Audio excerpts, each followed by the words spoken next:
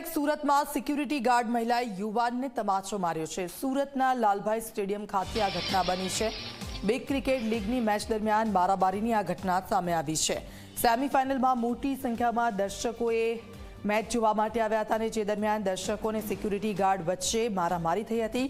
Security guard મહિલાએ બાળક સામે જ તેના પિતાને તમાચો માર્યો।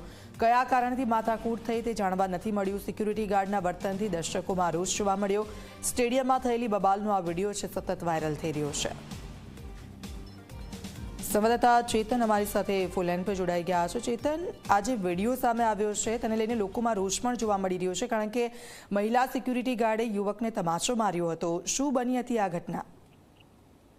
જી બિલકુલથી સુરતના લાલભાઈ કોન્ટ્રાક્ટર સ્ટેડિયમમાં બી ક્રિકેટ લીગનું આયોજન હાથ ધરવામાં આવ્યું છે, જેમાં ભારતના જે પૂર્વ જે ક્રિકેટરો છે તેઓ ભાગ લઈ રહ્યા હતા। ખાસ કરીને રવિવારે ખાસ કરીને આ જે મેચ છે તેમાં સેમીફાઇનલ મેચનું આયોજન હાથ ધરવામાં આવ્યું હતું, જેમાં મોટી સંખ્યામાં જે દર્શકો છે તે હાજર રહ્યા હતા। જો કે આ દરમિયાન જે મહિલા સિક્યુરિટી ગાર્ડ અને એક જે વ્યક્તિ છે તે વ્યક્તિ વચ્ચે બોલાચાલી થઈ હતી અને જોતજોતામાં જે મહિલા સિક્યુરિટી ગાર્ડે જે વ્યક્તિ છે તેના જે બાળકની સામે પિતાને તમાચો મારી દીધો હતો। આ સમગ્ર ઘટના જે છે તે વિડીયોમાં કંડારી લેવામાં આવી હતી અને જે રીતે આ ઘટના બની હતી ત્યારબાદ સ્થાનિકોમાં પણ રોષનું વાતાવરણ જોવા મળી રહ્યું છે, પરંતુ હાલમાં આ બંને વચ્ચે કઈ વાતને લઈને બોલાચાલી થઈ છે તે અંગે કોઈ પણ પ્રકારની માહિતી મળી નથી।